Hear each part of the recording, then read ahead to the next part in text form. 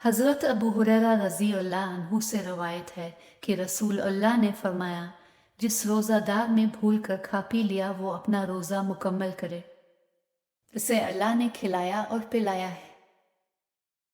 इस्लामी शरीयत की बुनियाद आसानी और सहूलत पर रखी गई है। हसब ताकत ही जिम्मेदारी डाली जाती है और जो शय इस्तिताअत और इख्तियार में न हो इस पर मुआखज़ा नहीं होता। चुनांचे जिस शख्स ने भूल चौक से रमज़ान में इसके अलावा किसी और रोज़े में कुछ खा पी लिया या उनके अलावा कोई और ऐसा काम कर लिया जो रोज़ा टूट जाने का सबब होता है, तो इसे चाहिए कि वो अपना रोज़ा पूरा करे, क्योंकि इसका रोज़ा सही है, इसलिए कि ऐसा इसके इख्तियार से नहीं हुआ।